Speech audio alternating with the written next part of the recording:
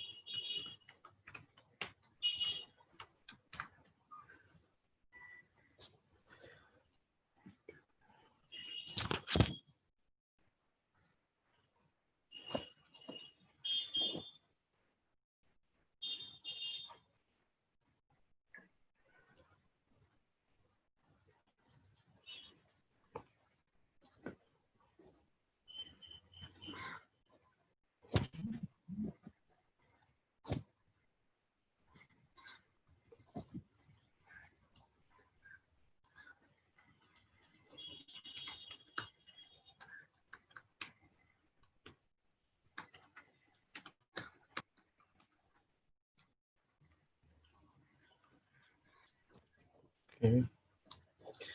Question number 6.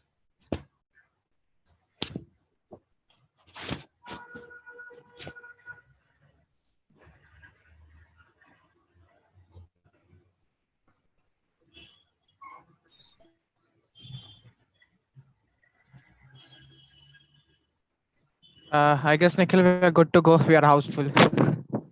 Okay. Awesome. Sir, can you make me host so that I can put a spotlight on this? Or you can.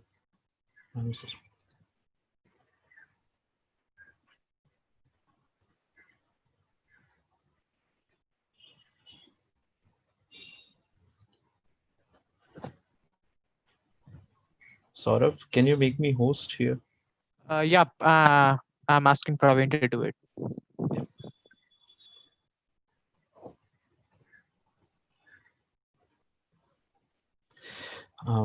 Ishita, this is something a little concern next time. Probably we might have to increase our Zoom capacity. We are houseful and we are getting messages that, hey, we can't join the webinar. I said, oh, I'm so sorry. It's first come, first serve. The first, I would say the first lesson into admissions, apply in the first round. Right.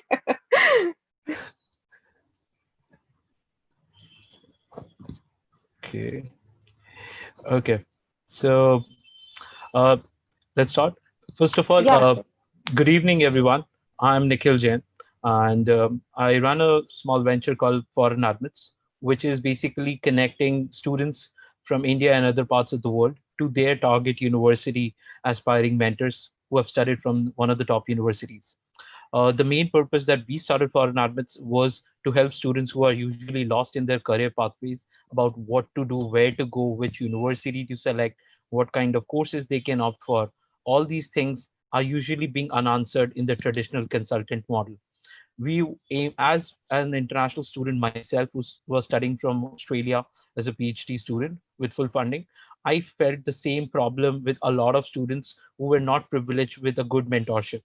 So with the same aim, we started Foreign Admits. It's a simple mentor network platform where you can register as a student, connect to one of the aspiring mentors that we have on our platform, and can get one-to-one guidance. Okay.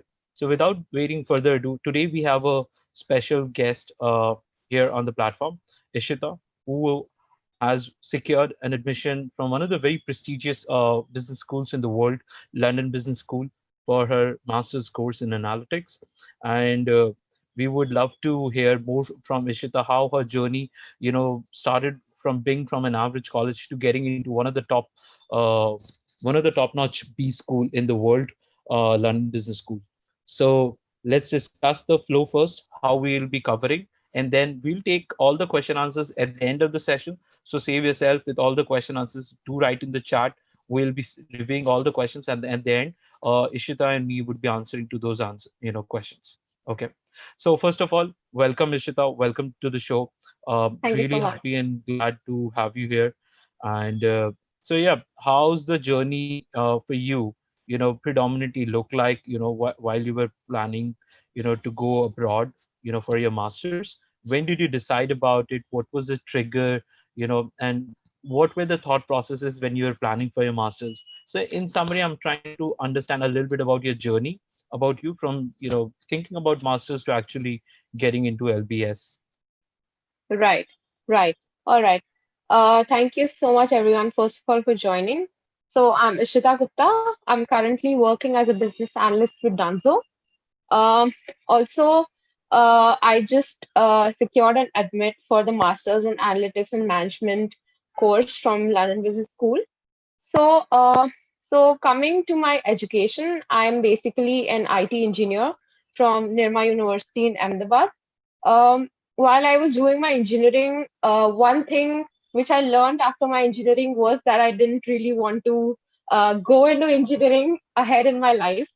So yeah, like everyone learns something from engineering, and that is something which I learned from engineering.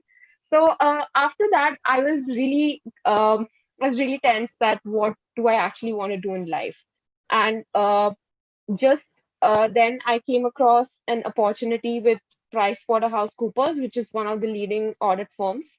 I started working with them as a financial data analyst. Um, I worked there for a year almost. And after like completing there, I was offered a role at Dunzo.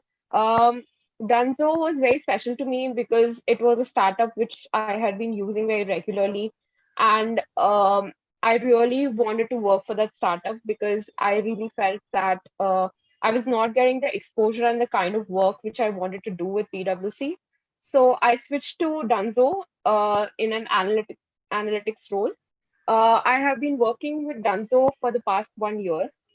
So basically, when like I always knew that I wanted to do a business degree after my engineering, but I was not really sure which one to go for, especially coming to MBA courses. MBA courses usually require a 5 year work ex. Um and considering that I was having near to like 1 to 2 years of work experience, I started looking for more and more courses which I wanted to do. Also, alongside this, when I started working for PwC and Dunzo, one thing which I realized was that I was really interested about to learn about data and to gather the insights and what we basically use, how we can use data to make better decisions in business. And that's how I came across this. I came across the thought that I probably want to go for business analytics as my master's. Um, I started searching for a few colleges. Um, Thought about applying to US for them because a lot of the traditional business analytics courses are in US. But alongside this, I also wanted a business analytics course which had a very like more concentrated on business rather than in the field of analytics. And that's why I wanted to apply to more better business schools rather than engineering schools. Um, Also, LBS had always been one of my dream colleges since I was a kid, and that's how I ended up applying to LBS. That was the only college I had actually applied to in UK. Otherwise, all the other colleges I applied to were in US. I also got an admit from Purdue and University of Minnesota. But then in the end, I decided to go with LBS because considering a lot of factors, I thought that was basically like the best choice. Interesting. So I think just to add a fact, I also had an admit from Minnesota, but for my PhD, and it's a very Okay, interesting that's great. university. Yeah. So yeah, the very basic question, since you had come from a diverse background, from engineering to analytics and then to business, okay, and then PwC to Dunzo, entirely different kind of company domains, okay. So what's your understanding that how did you plan on building your profile to get into a school like LBS and even other like Purdue and all? So what's your understanding about engineering students and even non-engineering students? How do they go about building their profile, and how does it matter to get a good admit? Right. Okay. So, first of all, when you're thinking about doing a master's, the first thing you need to think about is what exactly you want to do in life.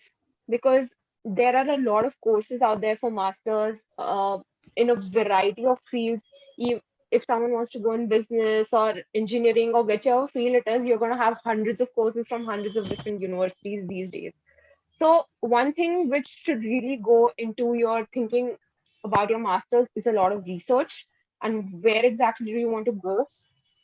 Second thing is, I think a lot of importance should be given to your extracurriculars and what you're doing in general, because usually all these schools require a good amount of work ex. They want to see what you've done apart from just studying in colleges, and they are not really focused on your GRE score or TOEFL score or your CGPA in general. They would want to see what else you've done, where you've created an impact, basically your volunteering experience, where all you've tried to like play a leadership role. So I think these things matter a lot apart from your application. And also, when you're applying in general, then you should have a really compelling reason for why you want to go for this course and this college in general. So I think more than your CGPA and your GRE TOEFL scores, what matters is um, a compelling application, and basically all the various other components like your extracurriculars, your volunteering work, and maybe your internships. I think internships as well play a very important role.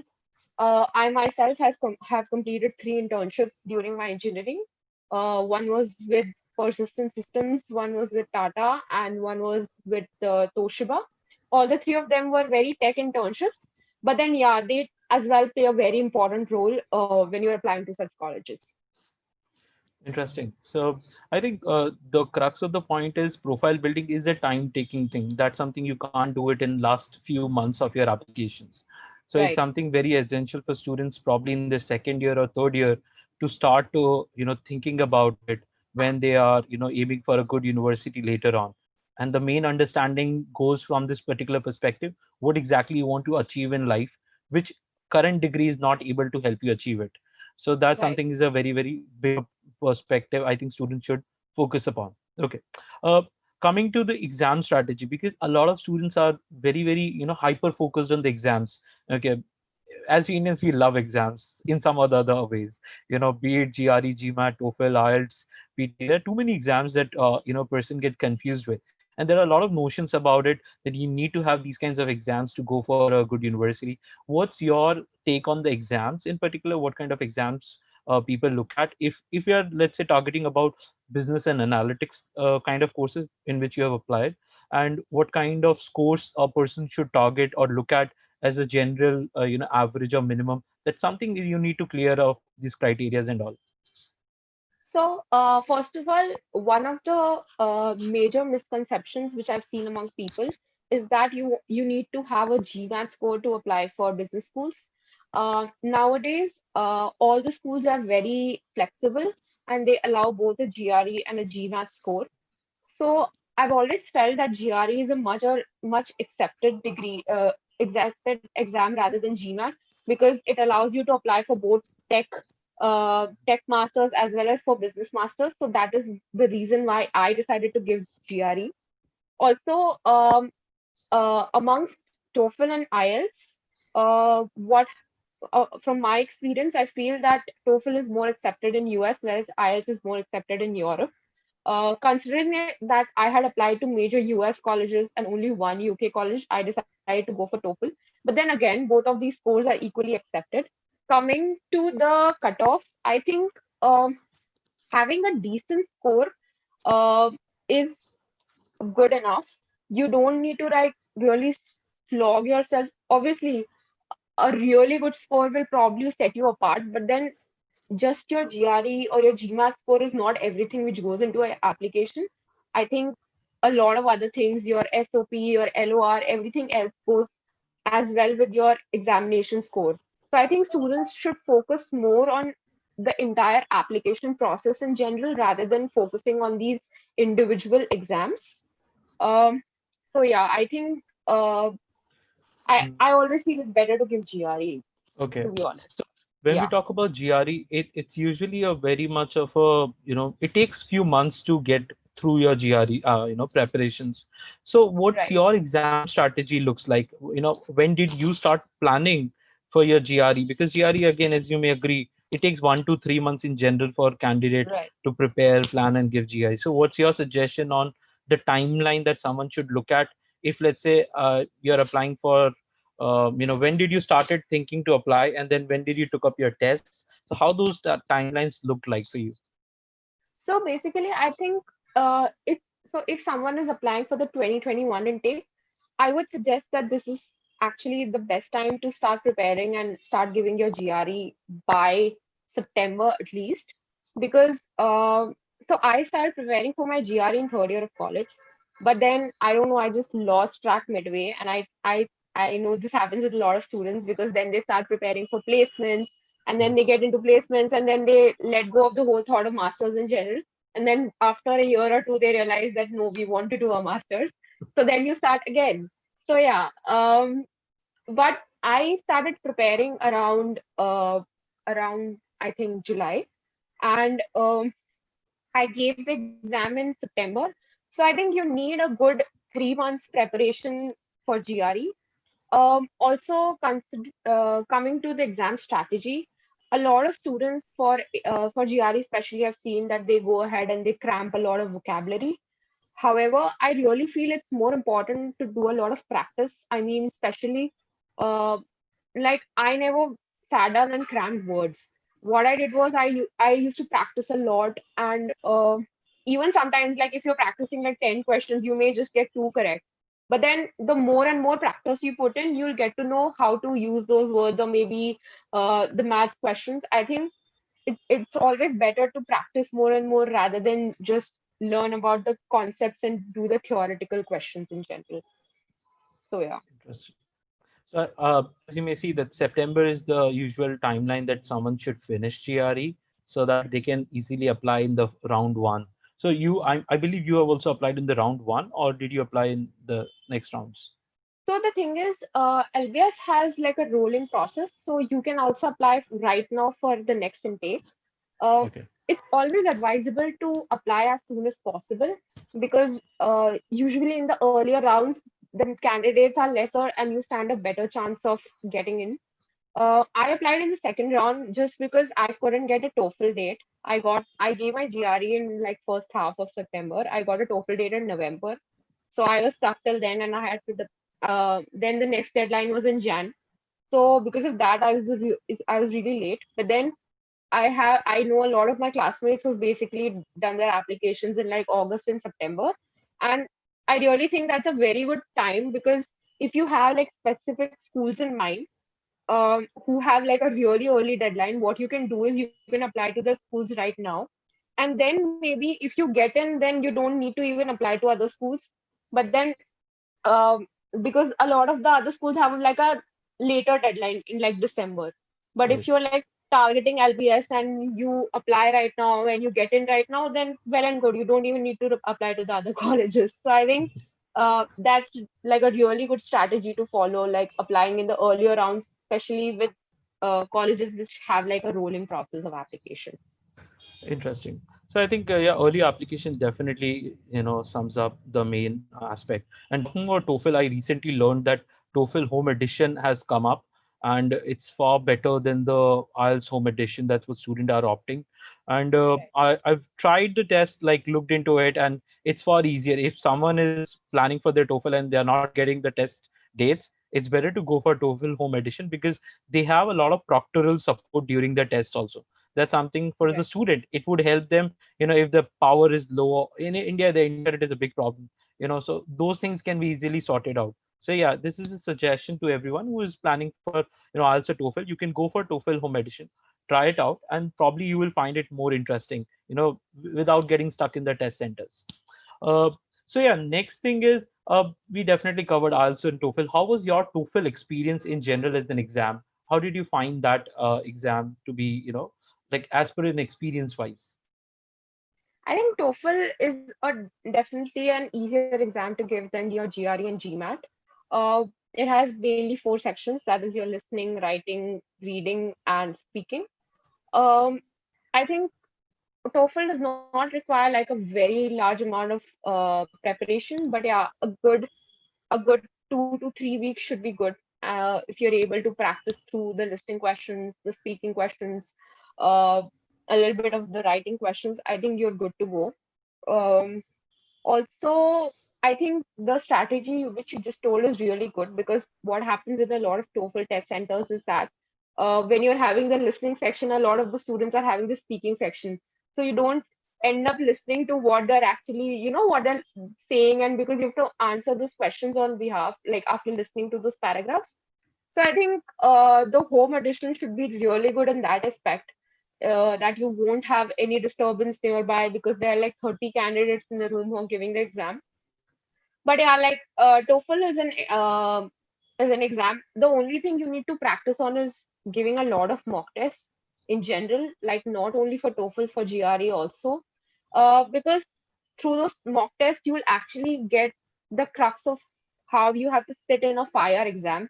Because I think none of us have ever given a fire exam, sat in one place for like 5 hours and just give an exam. So I think one of the major things which comes into the preparation of these exams is actually trying to sit for 5 hours and trying at one place with nothing else to do and just writing your exam. because all our traditional exams in engineering or like whatever degree we all are doing, they're usually 3 hour exams. Yeah. So and the breaks are also like very less. You get like a 1 minute break between the sections and like a 10-minute break between two, like in the middle of the exam. So I think that's a very difficult task, and I think giving more and more mock tests would basically solve this problem. I think, yeah, you make sense here because the exam temperament is something that is very important. Right. Building those temperament takes time, and that experience needs to be there. So yeah, absolutely, more mock tests. Oh, okay, so let's come to your particular course choices. You chose like masters in analytics and management, if I'm correct. Why that Yeah. particular course choice was a very suitable for you, and what prospects did you found out in that choice? And UK, you only apply to LBS. Let's say if not UK at that moment, okay, what could be the other choices that you have had as a backup? All right. Okay. So first of all, why MAM course? That's because when I left my engineering, I always knew that I wanted to do a very business oriented course. But once I started working in data, I realized that even the business grads these days need to have basic knowledge of basic technical skills like learning how to use Excel or maybe basic SQL. So these technical skills are very essential for any managerial positions in general. And I think data is something which is forming the base of everything today. Like all the decisions which we are making these days are based on data. So that's why I came across the business analytics course and I decided to take this because like a data and like an analytics grad can apply for the traditional management jobs also, but a management guy cannot maybe apply for the analytics jobs. So I thought I'd like have a wider pool of jobs to apply for, and that is how I ended up applying for the MAM program. Also, I've always like I love working with data and how we are doing things on a daily basis. So all the decisions which we are making and the kind of visualization we do with data. So that's how I decided I wanted to go for analytics. Um, Coming to the jobs prospect, um, after doing your masters, you can apply for analyst role. Business, if you want to go in a more business role, you can apply for business analyst role. If you want to go in a more data role, you can apply for data scientist roles, data analyst roles. Also, so after my graduation, I actually want to go for a product role. I want to work in product, and you have assistant product manager roles these days, where you actually make decisions based on data regarding what the kind of products you want to develop. So I think this is why I decided to take this course.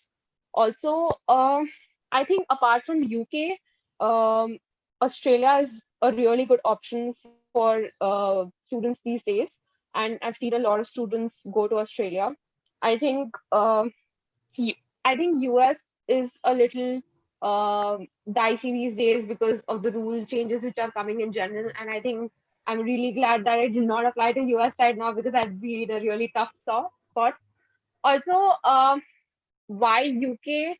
Uh, Another reason is because first US had the 2 year post-work visa thing, which UK did not have, and they are going to have it for the 2021 batch onwards. That is my batch.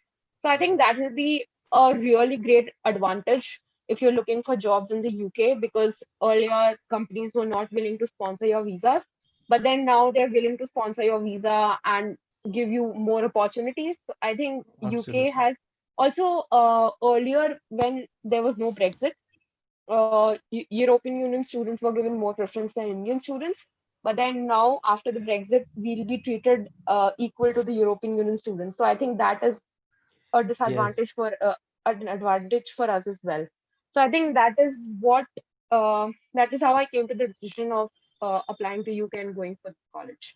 Absolutely. I think this is one of the very important point, after Brexit, how Indian students would get a equal stage of evaluation compared to the European students. Because something that I've learned from other friends who are living in London, working in one of the big companies, that they were also being compared. Like there's a kind of a notion among the recruiters that they have to find half as skilled as candidates in Europe or London, and if they're not able to find that candidate, then only Southeast Asian candidates were given the preference, and still we get those preference. So there is a big advantage in the kind of educational background that we bring in, or as a opportunity for those employers to get us. And yeah, UK having the 2 year thing is a big big positive for a lot of students. So yeah, that's great. So let's talk about a little bit about planning of expenses, because a lot of people know that London is expensive. And one of my previous companies, which I had, we've been to London Business School. Fortunately, there's a very interesting event that happens every year in that, in the school called, I think, Clean Tech Challenge. So he luckily won that award. So we had the opportunity to speak to more of the LBS grads. But expense management is something is a big concern for an international student in UK. So how are you planning to handle those expense management, and what's your advice on those for the other students? Right.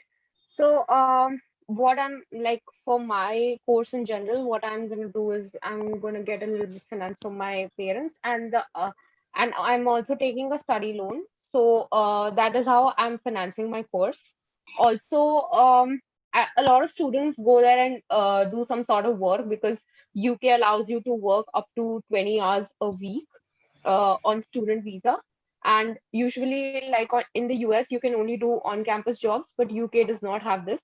So you can work anywhere, you can do any pro bono sort of work or any part time jobs. So I think that is a huge advantage for us, that we can work alongside studying Yeah. maybe. So that is what I'm planning to do. Apart from that, there are a lot of scholarships as well, but they're all merit based, and they usually there's no form as such. They usually just choose the students who qualify for it. So yeah. Okay, interesting. So I think going ahead, there would be more opportunities, uh, you know, in UK that you can definitely look for as a student. Okay, so talking about the scholarships, any specific scholarships that you were aware previously, or you got to know later on while applying for UK?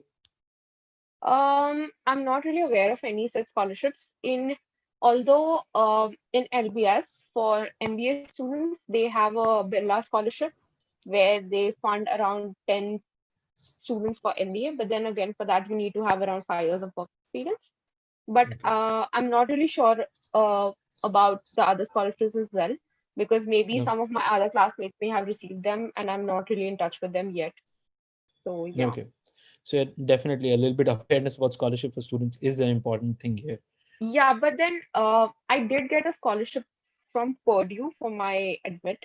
Mhm. That was a completely merit-based scholarship, and Wow. they just chose in, like, I think in US and in UK as well, they choose it on the basis of your profile. So basically, your application is to be really, filled nicely to get Yes, to be eligible for scholarship. So this right. is a very big pointer here, because a lot of students, resort to last minute filing of applications, and because of which they somehow being left out of the scholarship options. Okay, so basically, can you tell me a little bit about, what's your current experience as per the current situations of pandemic, corona, and economic crisis? How are you planning to take this? And what's your course structures gonna look like? Have you gone through your course structures, when it's going to end, what time that you will be looking for your next job as such? So my course is basically a 1 year course. Also, seeing the current situation, UK has basically opened the embassy, so we are able to process the visa, and things are a lot better there. They're allowing people to come into the country. You just have to do a home quarantine for around 14 days as of now. So that is one thing. That is also for specific countries, and India comes on. Unfortunately, India is a part of those countries as of now. The rules may change before September when I'm planning to travel. I'm just waiting for international travel to open because that hasn't opened up yet. So that is one thing. Otherwise, the school is putting in a lot of efforts to actually make us uh, make us feel a little more into the community. We have regular online events. chats with our faculty, alumni members, chats on what are the basic various sectors we could go in post our graduation, chats with the career center. So jobs there, the applications start from around October for the next year. So you need to really plan ahead and start applying soon as you get into these courses. Also, regarding my course structure, we have some core courses from the analytics end, like data science, data analytics, machine learning, big data. And we also have some core business courses like strategy, marketing, economics, statistics. So the course is basically a mix of all these courses. Also, we have a lot of different electives as such. And the best part about these electives is that it is with the other LBS students. So basically, in my electives class, I can be studying with an MBA student or an MIS student. So I think that's a great thing because you get to meet your other classmates as well and try to get their perspective as well. Also, LBS has a lot of other cool features as well. Like they have a London lab thing where it's a 10-week project with a company based out in London. So you get like a practical exposure. You try to work on real world problems which are there in that company. So I think that's great as well. And another thing which LBS has is the gift trip. So that is basically a global immersion field trip. Sorry. So what they do is they basically take you for a week to some other country. There are like 6 destinations which you have to choose, which has like San Francisco and Tel Aviv and I think Beijing. So there are like 6 such Yeah. destinations, and you have to choose one of them. And so basically, if you go to San Francisco, they take you to all the different tech companies in that area, and you basically work with those companies. You try to interact with those people. So I think that's a pretty cool thing because that is a part of our curriculum, and we don't really have to pay anything extra for it. And uh, I think that's a really good opportunity. Absolutely. I think this kind of opportunity literally opens up, more collaborative learning, Right. more peer learning. That's what the reason that we go abroad, So this is something even new to me. I never knew about this. So yeah, a lot of students must be benefited about this. So a last pointer, because you're also going on loan, education loan, and this is a big concern for a lot of students who are going for education loan to Right. understand and evaluate how is the payback period going to look like, how one should plan for payback periods and the ROI evaluations. So do you have put any thoughts on those notes also?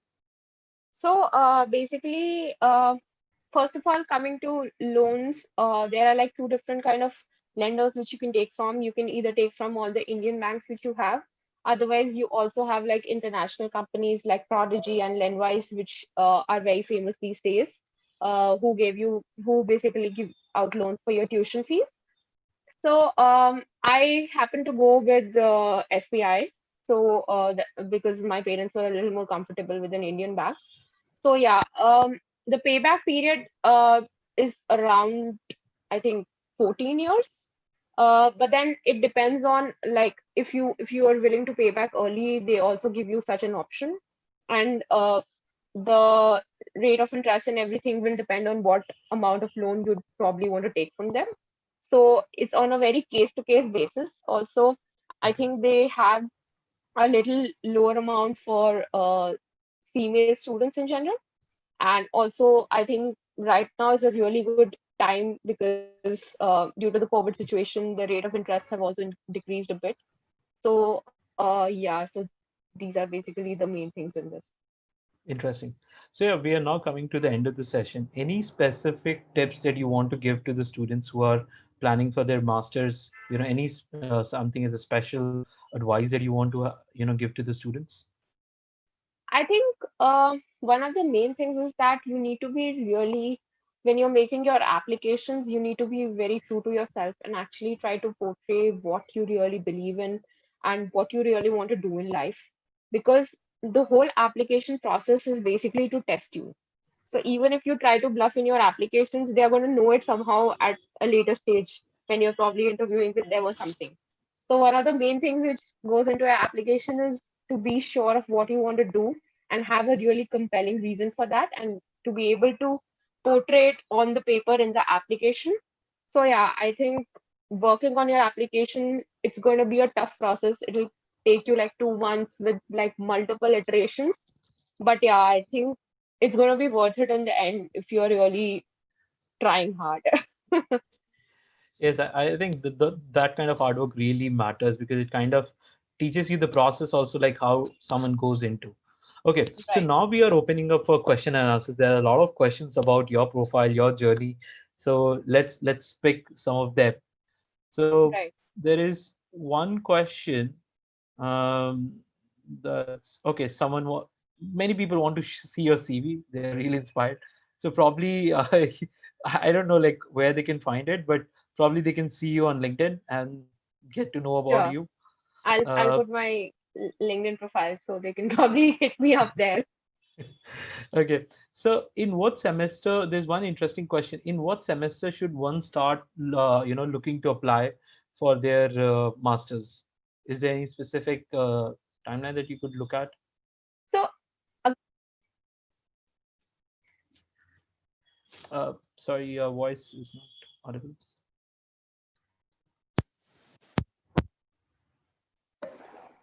Yep. Hello. Am I audible?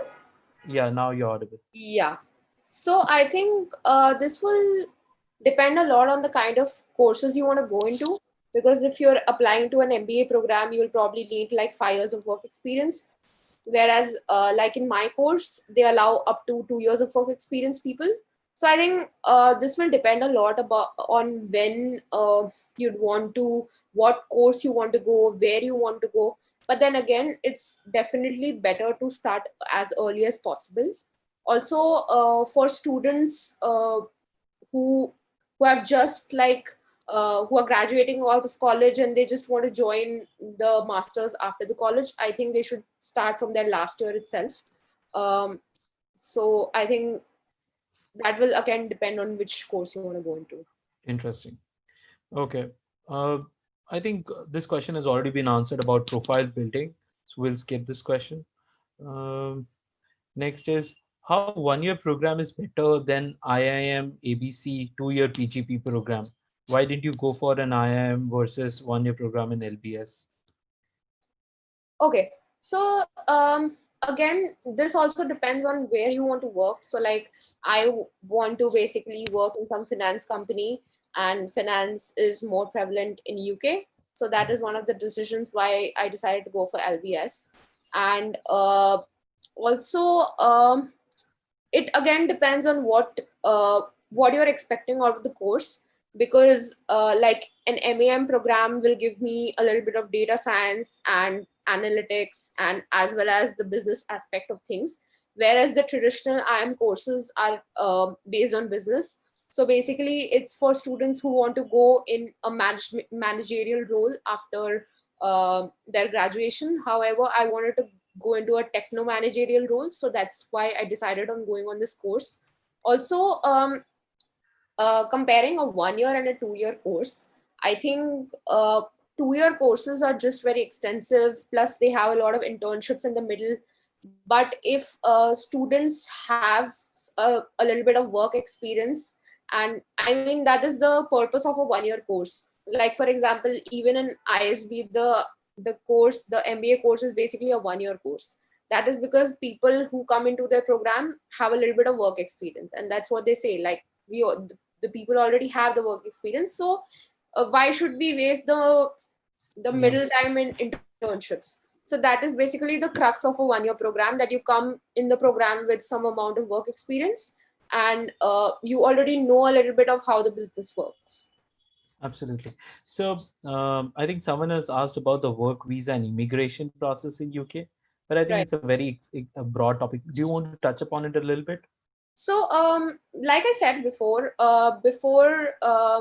like I think up to this year, UK was not giving you a work visa after your master's degree, but now they are giving you a 2 year work visa to work in the UK post your graduation. And after that, maybe if the company or you are employed with will have to sponsor your visa, but then I think a 2 year is a good enough time for the company to have some sort of confidence in you and try to sponsor your visa. Interesting. So yeah, I think that's a very good benefit as of now. Okay. in the UK. So there's one thing, I think this might be a very specific question to your profile. Do computer science students get accepted for masters in finance or management or such courses, or is there a hindrance to such profiles also? No, so coming to I am an IT engineering grad. So I think there's no such thing as such. Like people come from diverse backgrounds. Even in my course, I have students from business background, from economics background, from international relations background, from law. So I think there is no such specific thing they ask for when you're I think applying. there's a diversity that they also look at, because previously Exactly. what we have seen with other mentors also, people from even arts background and non-engineering and hardcore engineering backgrounds have gotten into such courses. Yes, So definitely. okay, so it brings to a next very student specific question. We understand that CGPA is important, but what is the general or average CGPA that someone should look to maintain on a hygiene basis? That at least you should score something around that to not fall into any problem. I think anything above a 7 is good enough. Like, Okay. um, also it will depend. Like, if you are a computer science grad and you want to do a master's in computer science, then maybe a higher CGPA would matter. But then if you're a computer science student and you want to go into a business background, then I don't think your CGPA would matter that much. They'll probably look for a cutoff CGPA, which can probably be a 7. And apart from Okay. that, I think anything would be good. Okay, so someone else asked about MAM is one of the courses, and MEM is also one of the courses that people look at. So why MEM is now, MEM is usually called as a substitute for MBA. Okay, so have you looked upon MEM also while looking at MAM? Not really, because I wanted to go in an analytics course. So MEM is a managerial course, and it's very similar to MIM course in LBS, that is Masters in Management course. Um, so these courses usually just have business subjects, and they go in a more in-depth and in-depth knowledge on these business subjects, which my course doesn't, and because it has like half of it is like analytics and the other half is like business. Yeah, I think this is really interesting as a course because it kind of helps you prepare for, product roles specifically, because Yes. that's where, you get to understand both the things. Okay, so Right. someone has asked again a very specific question about the GRE preparations, like what kind of materials that you preferred, or what was your experience like as a review? Can you, talk about a little bit about, because there are tons of materials online. Okay, Right. so how do one find out what is suitable and what worked for you also? So I think there were two different books which I referred to, and I practiced a lot. I completed those books, and I think those were the only two books which I referred to. One was the Manhattan books of GRE, Five Manhattan pounds. by LVS, and the other one was Princeton. I think these are the two resources which a lot of people refer to, and I think they are pretty good for your entire GRE process. I mean, if you're able to complete these books and go through a lot of mock tests, then you're good to go. Okay. Uh, okay. Okay, this is again a very interesting question. Do internships in big companies add more value to your profile, or internships at early stage startups can also be considered competitive if the profile is good enough? I think internships definitely have a very good role to play, especially if you are a student who does not have work experience. Then the college would definitely want to look at your internships and what kind of work you've done. Also, internships in a relevant field which you want to go in would be a great thing to do, because that will show your interest in that field, that okay, you had an interest in studying that field, and that's why you also try to work in that field. So internships are definitely a plus whenever you're applying. Also, um, I mean, in these, so these programs at LBS are basically the early careers program. So you can apply with 0 to 2 years of work experience. The work experience is not really mandatory, but internships are something which will basically set you apart from the rest of the people who are applying. So I think they are always useful when you're making any kind of application. Okay, talking about internship, there's a follow-up question. You managed to get some great internships, in your career. Okay, so Right. congratulations for that. But then, how did you, got through the process? Like everyone looks for some advisor tips. Can you share some? I think a good place to start would be LinkedIn, because I feel LinkedIn has come up as one of the greatest job portals right now, and it's a great way to actually network with people. And especially if you look at startups in general, and not only just startups, but big companies as well. I've always seen that if you try to reach out to people from those companies, they're always willing to reply back to you, and you need to like leave a compelling message to them, like something somewhere where they want to reply back to you basically. So I've seen a lot of students reach out to people on LinkedIn, and I think it really helps if you can tell them your story and why you actually want Yeah. to work in that company. So apart from that, there are many portals. I think one of the good ones is for freshers is called Freshers World. So that has a lot of internship opportunities and job opportunities for freshers as well. Yeah, absolutely. I think LinkedIn pretty much works, anywhere in this country and even in the world. You can Right. always reach out. Just one pointer to everyone. I got more than 26 internships only via LinkedIn.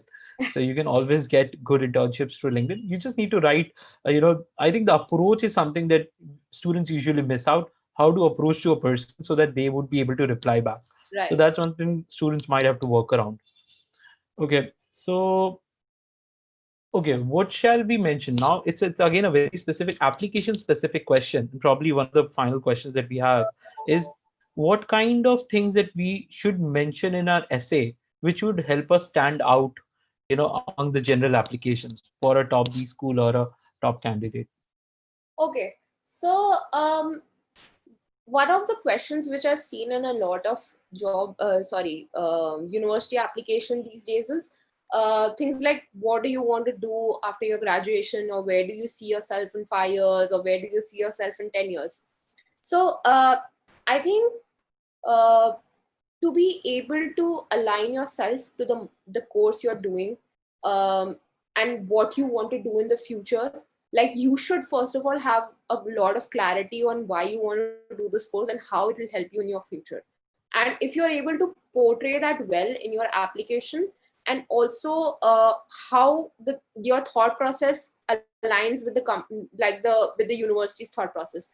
For example, LBS has it's known for its diversity. Like there are students in one class from around 50-60 different nationalities. So you should be able to convey to them that why do you want to be a part of such a diverse classroom. So things like that would definitely help to bring like build a strong application. Okay. Yeah, interesting. So I think having a very thoughtful application is really important. You just can't write that I dreamt of something and it just happened and now I want to go into this. So such kind of stories are not really important. But yeah, one word of caution to all the people who are applying: don't copy other people's SOPs and all, because adcoms are really smart. That's what I've seen in most of the years, and they can mostly figure out if you have taken a lot of inspiration, that's what people say, or sometimes copying the other people, because it's your journey. You kind of have to focus on what you want to achieve rather than focusing on other people's journey there. So yeah, I think this brings to almost the end of the application. So there's one question. I think there's any last question. We are just keeping a 30 seconds window for more questions to come on. So there's one question is, do research papers matter in the applications also? Like, do they add a value if you have a research paper or something? So if you're applying for a tech master's, yes. If you're not applying for a tech master's, no.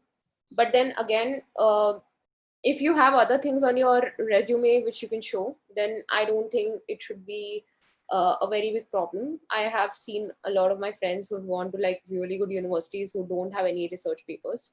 So that's not really a necessity, and nothing like you should be really working upon and spending a lot of your time. I think you should rather spend that time in trying to develop your profile in other ways. So I don't think that it should be such a big problem. Okay, so one question from my side is about volunteering. How do the universities abroad value volunteering as a, add-on to their resume? Like how one look towards volunteering prospects for their master's program? Like, does it add any value? I think it has a great amount of value because these colleges definitely want to look for people who want to make an impact. Like, that is what they focus on. They want students who will make an impact. So if you have volunteering experience on your resume, I think that will be a great addition to it. Even not only just for your application process, I think in your job search as well. Any kind of volunteering experience is always good. Okay, interesting. So volunteering even helps in the tech courses also, or is it like just restricted to management only? I'm not really sure, but I think any kind of volunteer experience would be good. Absolutely. Yeah, because I think, at least from my experience from Australia, where they give volunteering a very high order, even above internships from the recruiter's perspective, because they consider that you have, valued your time for a cause, and that's something they consider to be of higher order as far the respect is considered. Okay, so yeah, I think that sums it up, and so it was a great session, and we really are thankful to you. You took our time on a short notice, Thank you and so we much. really feel that a lot of candidates would have been valued. Yeah, for everyone, this session is recorded. So after the session gets over, we'll professionally edit the video and it'll be published on YouTube. And it's currently getting live on our channel. So if people who missed out the session, the first part, they can go back to the session and have a pre-recorded video. But yeah, thank you, Ishita. Thank you so much for your Thank you time. so much. Thank you so much. Really, it's a great experience to share with other students. Thank you. Thank you.